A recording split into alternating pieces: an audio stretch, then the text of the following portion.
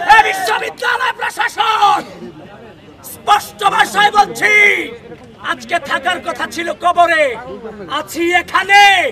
আমার রক্ত, আমাদের রক্ত, আমাদের কণ্ঠের উপর দাঁড়িয়ে তুমি সেই প্রশাসনে বসেছো।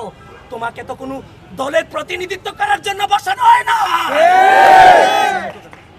প্রিয় ঢাকা বিশ্ববিদ্যালয়, ঢাকা বিশ্ববিদ্যালয়ের মাটিতে আগামী 9 সেপ্টেম্বর ডাকসু নির্বাচন হবে এবং উপস্থিত যে ছাত্রবৃন্দ এখানে আছেন, আপনাদেরকে স্পষ্ট নির্দেশনা দিচ্ছি, আমাদের প্রচার কার্যক্রম এখান থেকে আবার আমরা রুট টু রুট ফিরে যাব, হল টু হল ফিরে যাব।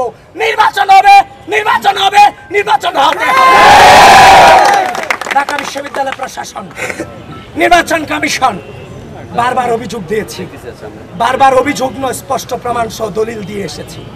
আপনারা কোনো ব্যবস্থা এখনো পর্যন্ত নেননি। আপনারা আর কত রক্ত চান, আর কত ফাসাদ চান?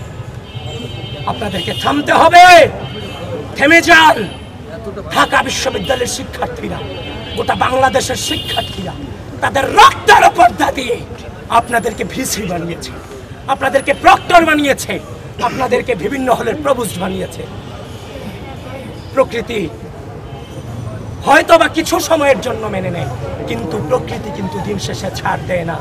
সকলে সাবধান হয়ে যান, সকলে নিরপেক্ষতা বজায় রাখেন। আমি উপস্থিত যারা আছেন সকলকে ধন্যবাদ জানিয়ে আমি এখানেই আমার সংক্ষিপ্ত বক্তব্য শেষ করছি।